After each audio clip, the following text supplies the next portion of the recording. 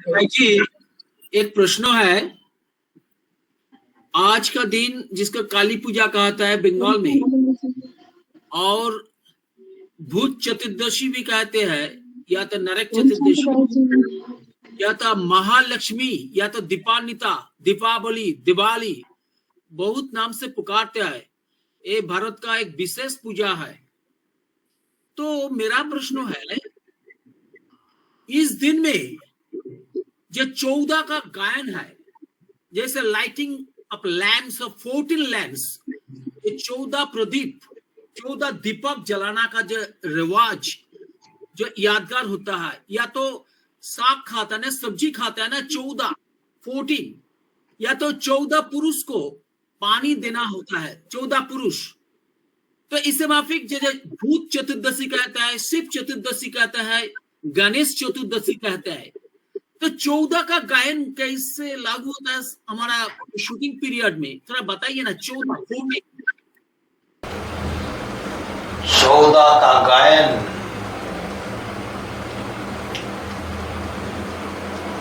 बाबा ने बोला है, पहले पहले जो छोटी राजधानी स्थापन होगी वो कितनों की स्थापन होगी? 8 की स्थापन होगी। तो जो प्रवृत्ति मार्ग की राजधानी स्थापन होगी, यहां से 8 और वहां से 8, विजयमाला से 16।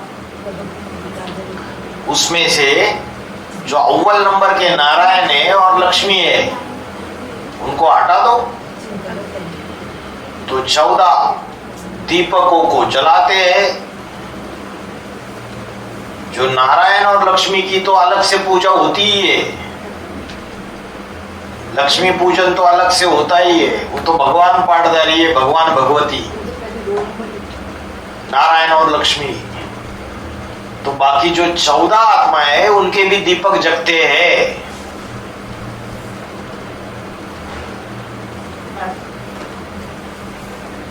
इसलिए 14 का गायन है। गूगल सर्च करके ये 14 जब पहले धर्मराज का दीपक जलाते हैं, तो इसके साथ और कुछ देखा है, इसका मीनिंग माने इसका सिग्निफिकेंस क्या है बेहात का हम जानते नहीं।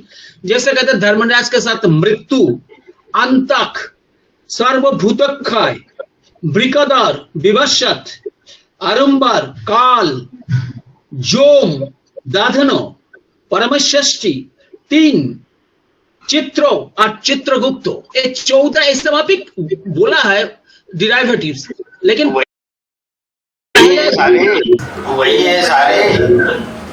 वही है सारे अलग अलग नामों से पुकारा है। बताया ना, 8 और 8 16, 8 अष्टदेव, 8 अष्टदेविया,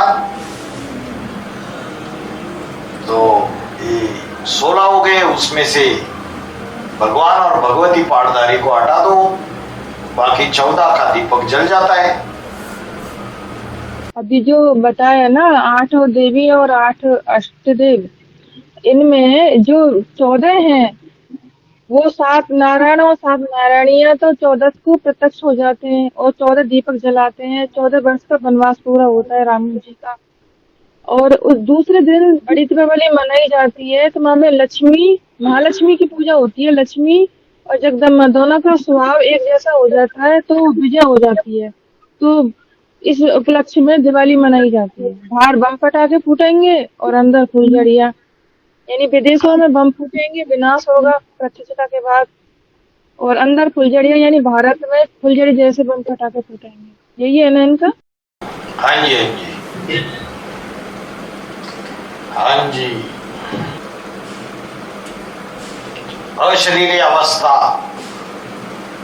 बनाने के लिए 4 बातें बताइए आज।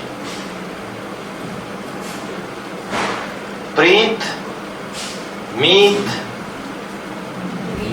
दिल के गीत और रीत।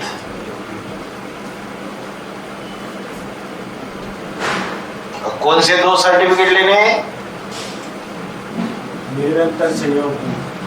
निरंतर सहयोगी और सहज योगी, तीव्र पुरुषार्थी। शांति।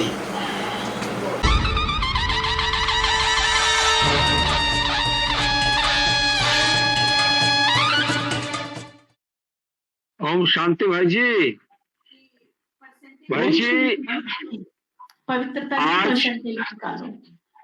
आज VCD 871 में जो बाबा ने बोला है कि बंगाल आगे चलकर दिखाएंगे, तो बंगाल में या तो ईस्टर्न जोन में मैं ये शपथ लेता हूं कि मृत्युदम तक हम बारिश होकर दिखाएंगे।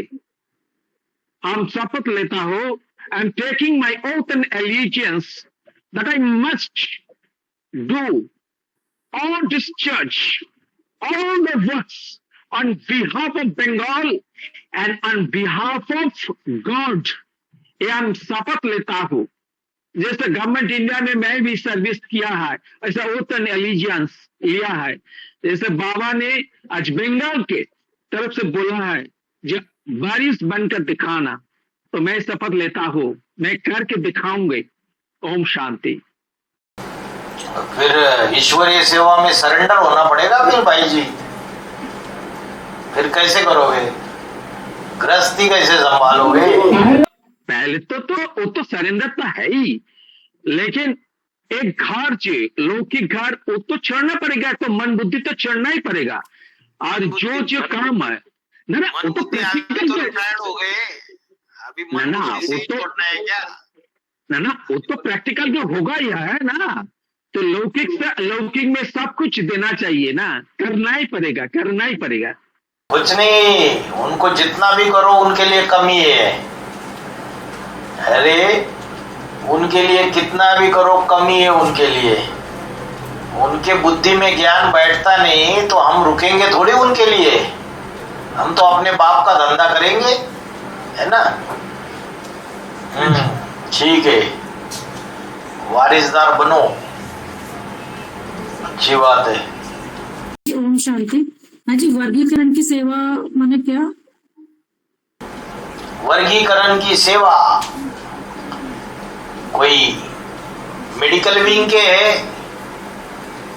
कोई जुरिस्ट विंग के है, कोई मीडिया विंग के है, कोई ट्रांसपोर्ट विंग के है। तो अलग अलग विंग है ना, अलग अलग वर्गीकरण है। कोई किस सेवा में माहिर, कोई किस सेवा में माहिर। तो ये वर्गीकरण की सेवा है। 8 अष्टदेव है, ये वर्गीकरण नहीं है। 8 दिशाओं के 8 दिक्पाल है, तो उनकी 8 राजाइयां अलग अलग दिखाई देगी, तो वर्गीकरण हो गया। वर्गीकरण मीन्स क्लासिफिकेशन, क्लासिफाई हो गया। अलग अलग वर्ग बने और अलग अलग अष्टदेवों की अलग अलग विशेषताएं हैं। उन विशेषताओं के आधार से वो ईश्वरीय सेवा करेंगे, वो और उनके परिवार वाले।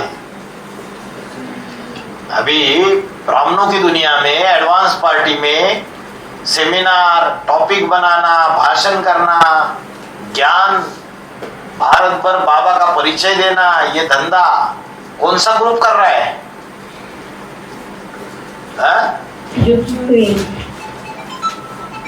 5वें नंबर का जो पूर्वज है उसका ग्रुप कर रहा है ना।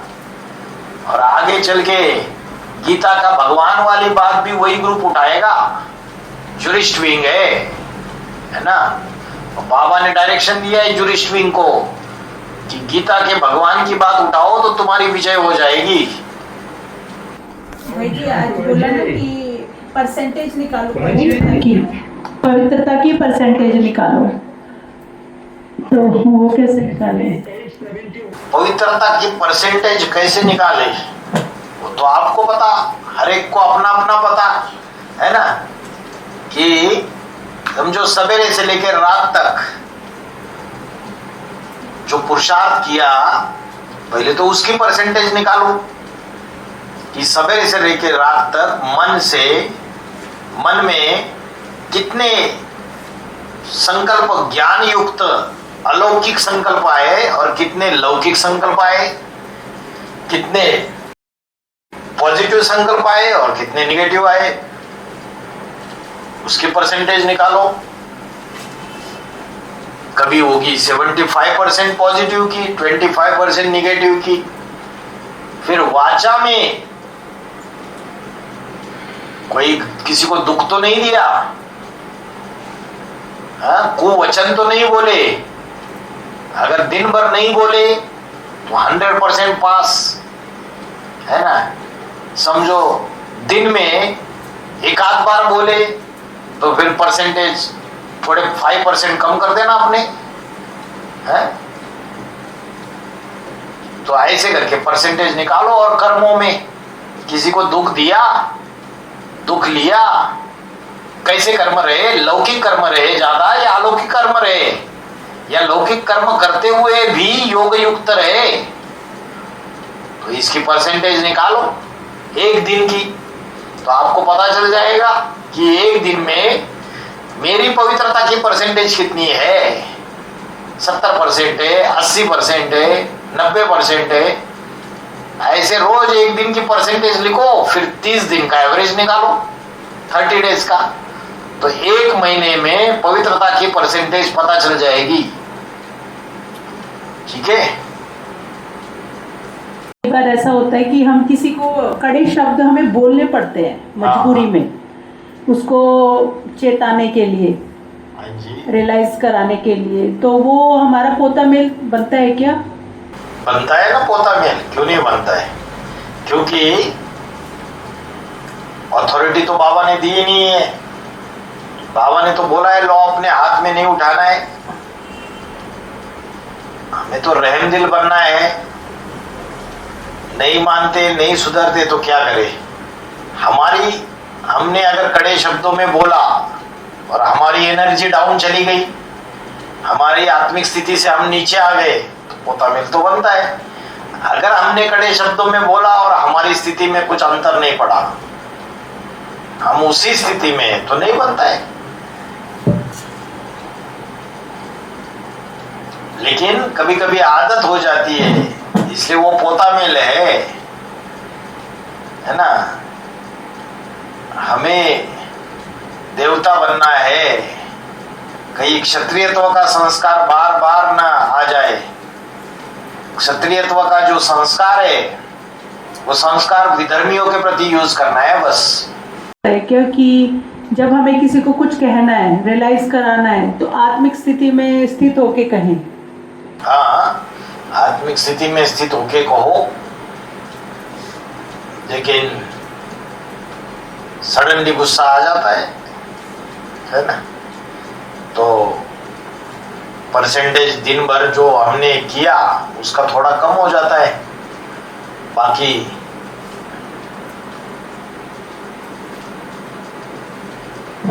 रुद्रमाला के मन के रौद्र रूप धारण करने वाले नंबरवार विश्व कल्याण के लिए, दूसरों के कल्याण के लिए, अपने परिवार के कल्याण के लिए रौद्र रूप धारण करते हैं।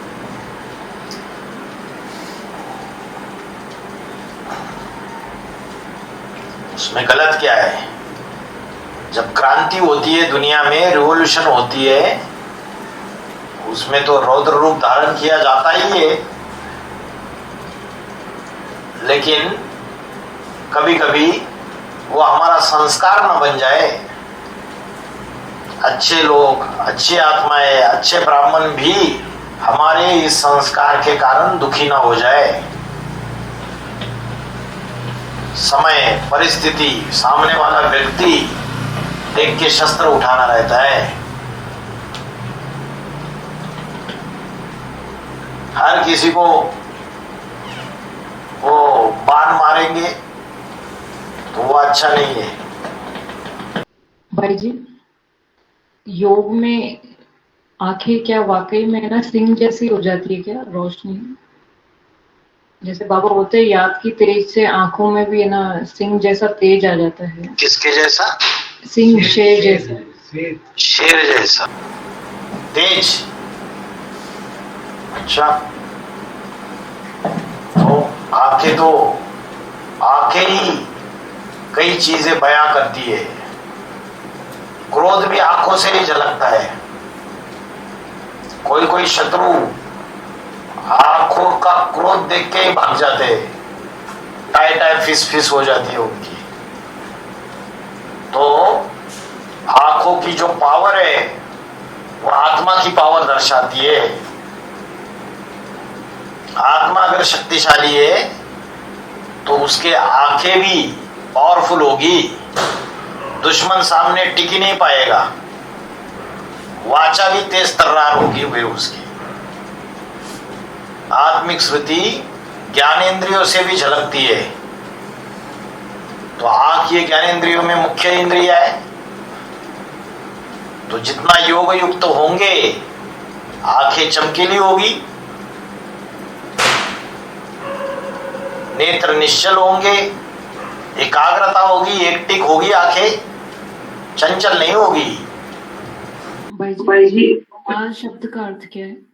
रुमाल माना रोह का माल, रोह माना आत्मा और माल माना आत्मा की स्थिति, मतलब कितनी आत्मिक स्थिति धारण की उसका परसेंटेज, उसकी क्वांटिटी। तो बाबा ने बोला अगर अपना रुमाल खो दोगे तो खुद को भी खो नहीं बैठोगे, खुद को भी खो दोगे। तो आत्मिक स्थिति जो है वो जितनी अच्छी है उतना रूमाल अच्छा है, रूह का माल।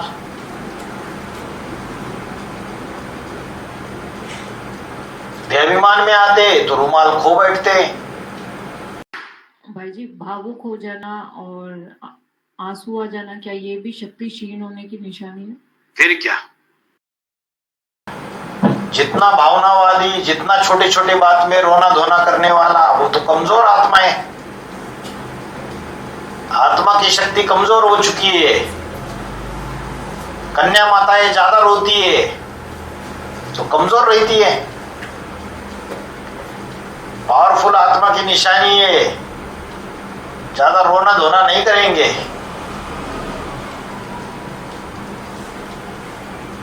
बोलते पुरुष अंदर की आंख से रोते हैं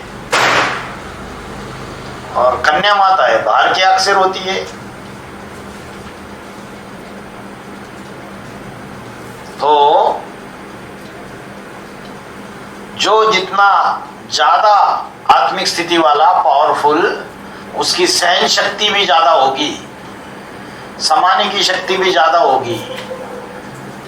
तो ज्यादा सहन करेगा तो तुरंत नहीं रोना धोना करेगा, लंबे समय तक सहन करने की शक्ति है।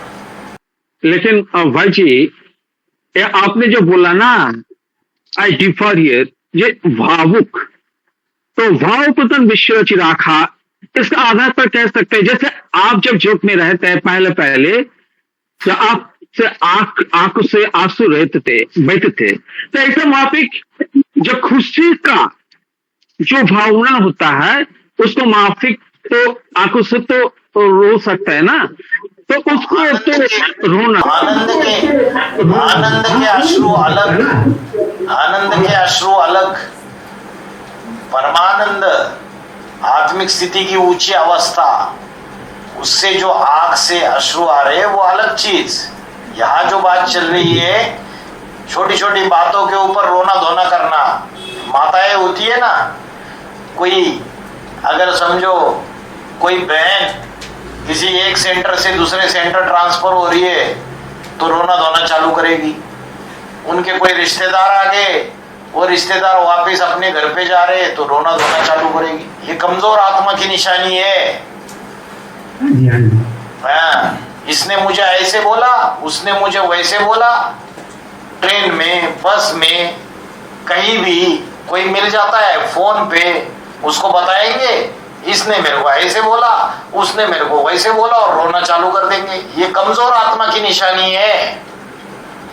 ऐसे को, जिनको ऐसा रोना बार बार आता है, ऐसों को बहुत पावरफुल अमृत वेला करनी चाहिए। आत्मिक स्थिति का अभ्यास बार बार करना चाहिए, योग शक्ति धारण करनी चाहिए। बाबा ने बोला रोती विधवा है जिसका पति मरा हुआ है, बाबा ने बोला यहाँ तो पतियों का पति पति परमेश्वर आया हुआ है, क्यों रोती हो तुमको रोना नहीं है, बोला बाबा ने तुम बच्चों को। संगम युग है, मौजों का युग, तो काहे को रोना। बाकी आत्मिक स्थिति की ऊंची अवस्था में अगर आनंद के अश्रु आ रहे, वो तो प्यूरिफिकेशन की स्टेज है, वो तो ऐसी प्यूरिफिकेशन की स्टेज है, वो तो परमानंद है, वो अतीन्द्रिय सुख का अनुभव है, वो अलग बात है। और ये जो बात बता रहे ये अलग है, खुशी के आंसू। हाँ, खुशी के आंसू है वो। ये तो दुख में रोते। कोई घर में दादी होती है ना, सासू माँ या परदादी होती है, किसी की शादी हो रही है ना, तो वो अचानक जोर से रोना चालू कर देगी। कोई पुरानी बातें याद करेगी 40 साल 50 साल पहले की, और वो बातें बोलना चालू करेगी, सारे लोग उसके आजू बाजू में जमा हो जाएंगे, फिर जोर जोर से रोना चालू करेगी। तो ये कमजोर मन की निशानी है। जिनको देह का लगाव ज्यादा होता है, जिनको ज्यादा देहवान होता है, वो ये रोना धोना करते हैं। पावरफुल आत्मा अपने आप को लंबे समय तक बरकरार रखेगी। हाँ, कभी कभार हो जाता है, वो सबसे होता है। शंकर जी नहीं रोए थे क्या जब सती ने प्राण त्यागे? तो उसके जब वो बिछुड़ गई तो उसकी देह को लेके, शरीर को लेके इधर उधर भटकते रहे, विलाप किया। वो भी लौकिक बात है, शास्त्रों में लिखी हुई। बाबा ने जो अलौकिक ज्ञान सुनाया उसमें तो बाबा ने बोला रोना नहीं है तुम बच्चों को। जो इंडिया में ये जो एक क्या गायन होता है, कहता है एकान्नोपीठ। तो जो कहते हैं ना, जो माता, जो इसका आधार पर जो गायन होता है ना, जो एक कहते हैं ना ऑल इंडिया में सती का जो देहावसन, कोई क्या कहता है, सती का कोई अंगुली गिरा हुआ, ऐसे तो कहता है हाथ गिरा हुआ है, जो सुदर्शन चक्र द्वारा काटते काटते जाते हैं। जब जो शिव जैसे शंकर के बारे में आपने बोला ना, जो सती के लेकर जब घूमते रहते हैं, आंखों माने आंखों में जो रोना होता है ना, तो उस समय का जो गायन होता है, तो ऑल इंडिया में जो तीर्थ स्थान है ना, तीर्थ स्थान में एक एक अंग गिरा चुका है, इसके ऊपर मंदिर ऐसा ऊपर तो तैयार हुआ है। इसका गायन कैसे शूटिंग पीरियड में कैसे लागू होता है, जिसका कहते हैं 51 फीट, ऐसा जो इसका कहते हैं ना शक्तिपीठ, 51 शक्तिपीठ। हाँ जी, ये क्या है? कुछ नहीं है। सती कौन है? सती है अदिति, जो छोटी माँ है वही सती है। तो शक्ति है, शक्तियों में मुख्य शक्ति, तो उसकी सहयोगिनी शक्तियां भी होगी ना, वो उनका गायन पूजन है। छोटी माँ की यादगार है या जगदम्बा की यादगार है? छोटी माँ की होना चाहिए।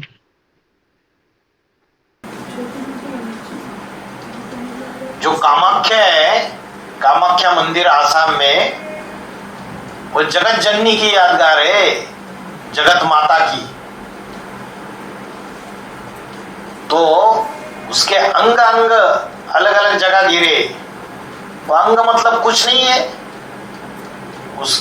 उसकी जो भुजाएं, चंद्रवंशी की जो भी अनेक कन्या माता है, किसी में कौन सी विशेषता, किसी में कौन सी विशेषता। जैसे विराट पुरुष की 10 इंद्रिय है, कोई भगवान की आंख का काम करता है, कोई कान का, कोई वाचा का, कोई नाक का। वैसे ही उसके जो अलग अलग अंग है, वो ऐसी कन्या माता है जो ईश्वरीय सेवा में सहयोगी बन जाती है उसकी। तो उनकी यादगार में अलग अलग 51 शक्तिपीठ बन गए भारत में। ऐसे कोई अंग नहीं गिरते हैं। तो तो शास्त्रों में कथाएं बना दी। भाई जी, जैसे जैसे उनके अंग गिरे है ना, नैन गिरे तो नैना देवी, मन गिरा तो मनसा देवी, ऐसे नाम पड़े है ना। हाँ, मनसा देवी है हिमाचल में।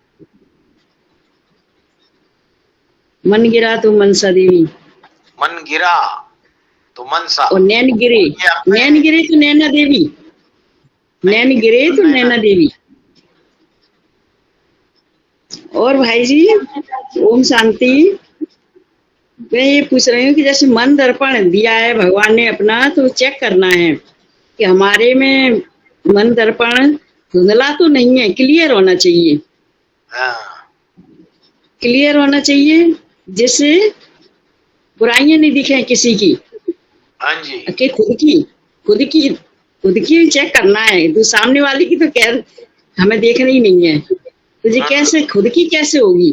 पोता मिल दे दो रोज रात को सोने से पहले, अपनी गलतियां देखो सवेरे से लेकर रात तक, मन की, वाचा की, कर्मना की, जो जो गलती है वो लिख के दे दो।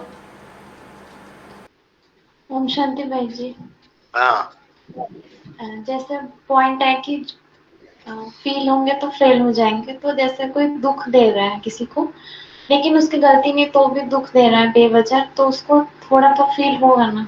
हाँ, हाँ, थोड़ा होगा। तो क्या करना चाहिए? थोड़ा होगा, किसी किसी को बहुत ज्यादा होता है, एक एक साल, दो साल बातें याद रखते हैं, तो थोड़ा तो सबको होता है, मनुष्य है तो थोड़ा फील होगा। थोड़ा होना अलग बात है, 5 मिनट के लिए थोड़ा फील हो गया और बाहर आ गए, फुल स्टॉप लगा दिया, बिंदी लगा दी, फिर से आत्मिक स्थिति धारण कर दी, वो तो ठीक है, बाबा तो वही सिखाते हैं ना। तो ज्यादा फील नहीं होना चाहिए कि वही रोना रोते रहे, वही दूसरों को 10 लोगों को बताते रहे अपनी फीलिंग। वही जिंदगी है क्या? खत्म हो गई? हाँ, आगे बढ़ना है नहीं बढ़ना है? ईश्वरीय सेवाएं करनी है, फीलिंग ही करते रहेंगे तो फेल हो जाएंगे। फिर जो पद पाना है, माला में ऊंचा दाना बनना है, वो नहीं मिलेगा। फिर फीलिंग आई भी तो पोता मिल लिख के दे दो रात को, पोता मिल देते ही नहीं हो और प्रश्न पूछते हो। महाभारत में दिखाते हैं कि जो श्री कृष्ण ज्यादा भूल नहीं होती भाई जी, पर जी के हो जाती होंगी अनजाने में, तो पता नहीं चलता। जो महाभारत में श्री कृष्ण 5 पांडव के लिए वो राजा धृतराष्ट्र के पास जाते हैं, मतलब कि युद्ध को रोकने के लिए। हाँ, तो वो पांडवों के लिए 5 गांव मांगते, लेकिन दुर्योधन जो साफ साफ मना कर देता है कि मैं इन पांडवों को सुई तक भी इन लोग को जमीन नहीं दूंगा। तो इसकी शूटिंग कैसे होती है? इसकी शूटिंग बाबा के समय भी हुई, जब एडवांस ज्ञान निकला, ज्ञान के मनन चिंतन मंथन से जो गीता ज्ञानामृत निकला और राम वाली आत्मा ने उसको बताना चालू कर दिया, तो प्रकाश मणि दादी ने अनाउंसमेंट कर दिया, ये धक्के मार के इनको बाहर निकाल दो। अरे ज्ञान यज्ञ है, अविनाशी रुद्र गीता ज्ञान यज्ञ है, उसमें ज्ञान का मनन चिंतन मंथन नहीं होगा क्या? होगा। तो अनाउंसमेंट कर दी 1977 की मुरली में कि ये जो व्यक्ति है और इसके जो सहयोगी है, कन्या माता है, भाई लोग, ये जो ज्ञान सुना रहे सब जगह और बोलता है कि बाप दादा का पाठ मेरे द्वारा चल रहा है, तो इनको सबको सुनना नहीं है और hear no evil, see no evil, ऐसे करके धक्का मार के बाहर निकाल दिया उनको। और ऐसे ही कृष्ण की राशि क्राइस्ट से मिलाई जाती है। संगम युगी कृष्ण की राशि क्राइस्ट का 5वें नंबर का पूर्वज से मिलाई जाती है। तो क्या हुआ? बाबा गुप्त होने के बाद जब 5वें नंबर का पूर्वज अपनी सीट पर सेट हो जाता है, उसको नशा चढ़ जाता है ज्ञान का, ईश्वरीय सेवा करने लगता है, तो उसके जो संगे साथी है, सहयोगी है, खूब आकर्षित हो जाते हैं। जो ईश्वरीय ज्ञान की सेवा वो करता है, जो प्यूरिटी है, उससे आकर्षित हो जाते हैं, तो संगठन बनना चालू हो जाता है। और जो तथाकथित यहूदी और बौद्ध धर्म गुरु है, इस्लाम का पूर्वज, और क्रिश्चियन बौद्ध धर्म का पूर्वज, इनको ईर्ष्या द्वेष आ जाता है। अरे भाई, इसको तो बहुत लोग पसंद करने लगे, अभी हमारी सत्ता की कुर्सी तो हिलने लगी, तो भाई इसको दबा दो, इसको कुछ भी मत दो। अगर ये अलग अलग जगह जाएगा, सेमिनार करेगा, तो वहां के सेंटर वाले इसके फेवर में हो जाएंगे, हमारी तो दुकान चलेगी नहीं, हमारा मान मर्तबा जीरो हो जाएगा। तो उसने क्या मांगा था? कुछ मांगा था? वो तो सेवा कर रहा था, सेंटर से कुछ लेता था सेवा करते समय। अच्छा, कोई स्थान रहने के लिए मांगता था? नहीं मांगता था। कोई धन मांगता था? नहीं मांगता था। अपने बलबूते के ऊपर करता था वो और उसके सहयोगी। और फिर भी अनाउंसमेंट कर दी और आउट कर दिया, बोला इनको किसी भी सेंटर में आने मत दो, धक्के मार दिया। तो 5 गांव दिए। अरे थोड़ा भी कुछ जो यज्ञ से कोई सहयोग मिला, राम को क्या बोला? तुझे इस यज्ञ कुंड से कुछ नहीं मिलेगा, ये ले तीर, ये ले कमान, कमा और खा। ये ज्ञान के बाण ले ले, ये ज्ञान के बाण मार, कमा और खा। जैसे उसने किया वैसे 5वें नंबर का पूर्वज, यज्ञ कुंड से कुछ मिला उसको? जिस यज्ञ कुंड में सालों साल उसने ईश्वरीय सेवा की, उससे कुछ मिला? कोई सहयोग मिला उसको? नहीं मिला। तीर और कमान ले लिए, ज्ञान की खेती करने लगा, ज्ञान के बाण मारने लगा और संगठन परिवार तैयार हो गया।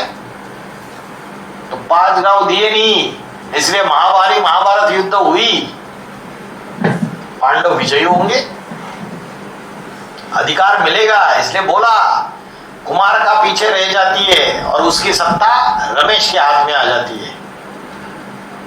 वैसे ही हुआ, प्रकाशमणि दादी पीछे रह गई और बाबा के हाथ में सत्ता आ गई, ज्ञान की सत्ता। जितना ज्ञान का मनन चिंतन मंथन एडवांस पार्टी में हुआ, उतना ब्रह्म कुमारी में नहीं हुआ। ऐसे ही यहाँ पे भी।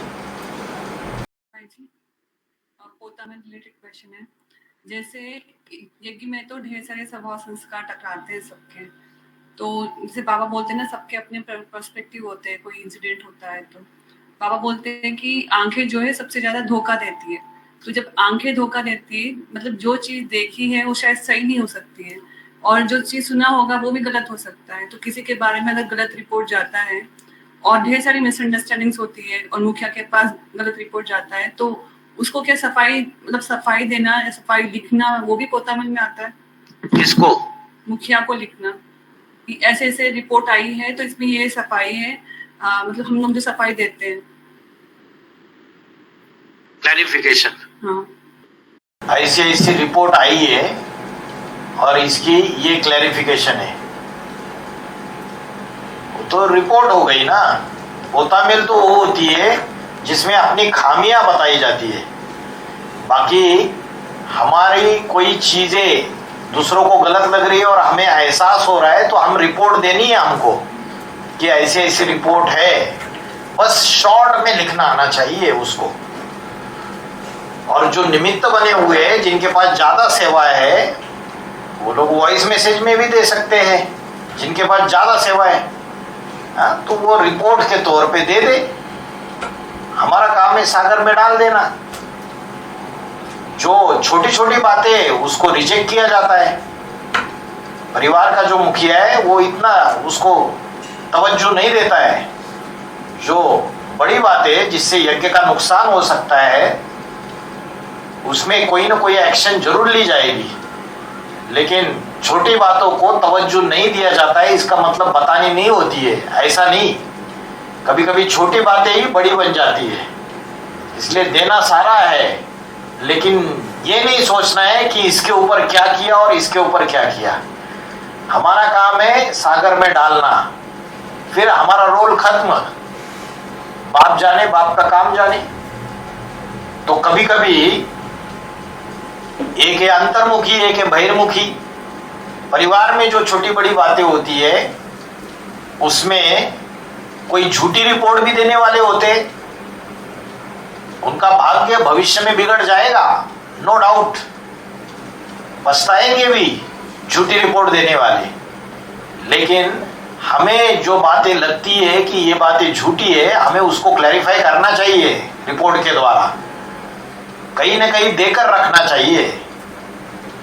उसके बावजूद कोई मिसअंडरस्टैंडिंग होती है तो हमारा रोल नहीं है, फिर हमने तो दे दिया था। कोई ऐसे होते हैं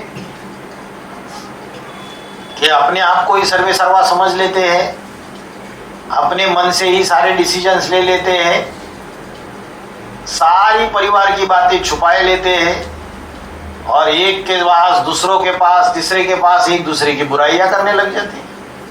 ऐसे ब्राह्मणों की दुनिया के लिए खौफनाक, खतरनाक है। जिनका बाप से संबंध है वो एक बाप को देंगे, बाकी किसी से कोई नहीं रखेंगे। अष्टदेव अगर आपस में चिपक जाएंगे तो उनका मन का नीचे गिर जाएगा, बाबा ने बोला। तो यहाँ मधुबन में रहना है तो बाबा ने बोला मधुबन में वही रह सकते हैं जो पूरे मरे हुए होंगे, देहाभिमान से मरे हुए होंगे। हमारा किसी से कोई संबंध है तो वो सिर्फ ईश्वरीय सेवा से रिलेटेड संबंध है। बाकी हम एक को अकाउंटेबल है, उत्तरदायी है, एक को जवाब देने के लिए हम निमित्त है, बाकियों को नहीं। इसका मतलब ऐसे भी नहीं कि ईश्वरीय सेवा में आपस में कोई कुछ पूछता है तो उसको मना कर दो। जहां जिसका कनेक्शन है उनसे जरूर कम्युनिकेशन करना है, संवाद में भी आना है। लेकिन जहां हमें लगता है कि ये बातें परिवार में बिखेरने वाली नहीं है, ये किचड़ा है, ये इधर उधर बिखेरना नहीं चाहिए, तो उसको एक जगह डम कर दो। डम करने के बाद कभी कोई ऐसी परिस्थिति आ जाती है कि उस समय मुखिया जो है उसको किसी का आधार लेना पड़ता है। उसको पता है कि हमारे बस की तो बात नहीं भाई, किसी का आधार लेना पड़ता है। तो हम उंगली ना उठाए, आपने इनका आधार क्यों लिया, आपने उनका आधार क्यों लिया, हम क्यों उठाए उंगली? बाप जाने, बाप का काम जाने। अगर उन्होंने परिवार को थमाने के लिए कोई कदम उठा भी लिया, कर भी लिया, तो उसमें कल्याण समाया हुआ है। हमें अलौकिकता देखनी है, लौकिकता में नहीं आना है। लौकिकता में आएंगे तो मर जाएंगे, अनिश्चय बुद्धि मौत मारे जाएंगे। बाकी रावण की बातें तो ढेर सारी होती है, कहाँ तक इन बातों में जाएंगे। 63 जन्म इसी बातों में पड़े रहे। अभी अंतिम जन्म है पुरुषार्थ करके उच्च पद पाने का, देवान से ऊपर उठने का। भाई जी, एक पोतामेल के बारे में एक थोड़ा क्वेरी है। भाई जी देखिए, हम जब सब आते हैं ज्ञान में तो पहले बाहर के दुनिया में, इसके बाद बेसिक दुनिया में, इसके बाद एडवांस, और एडवांस से भी एडवांस में हम काम कर रहा है। ये 3-4 लेवल में, स्तर में हम काम कर रहे हैं।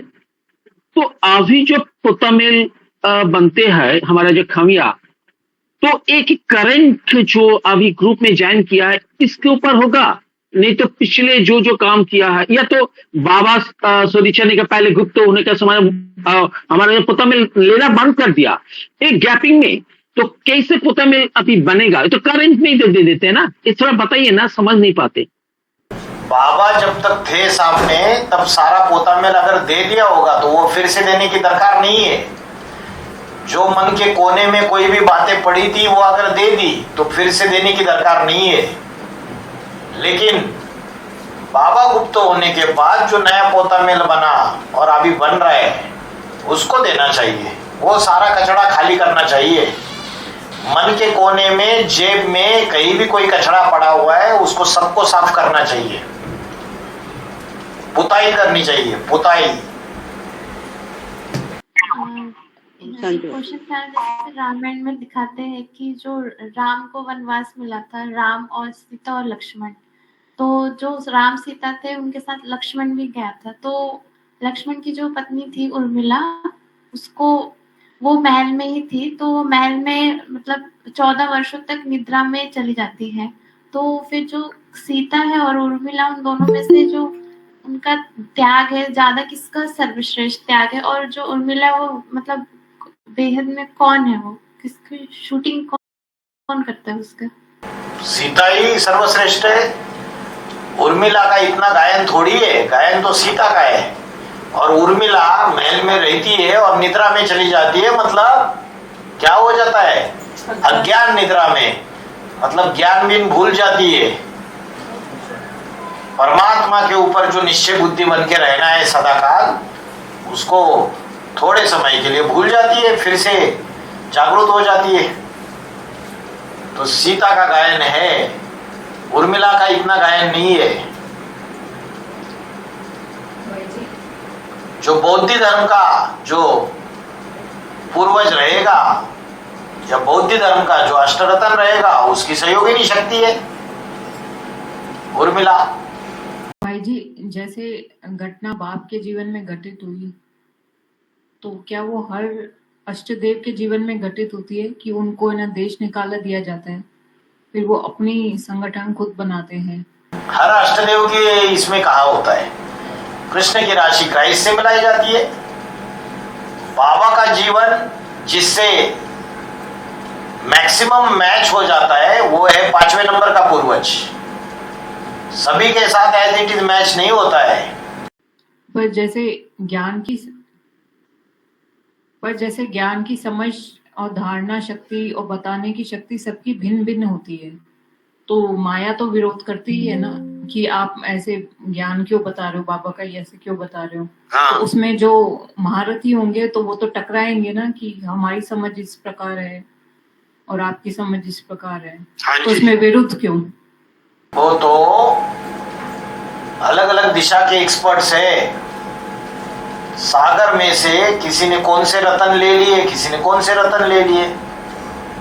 अष्टदेवों में किसी ने सागर से क्या भर लिया अपने अंदर, किसी ने क्या भर लिया।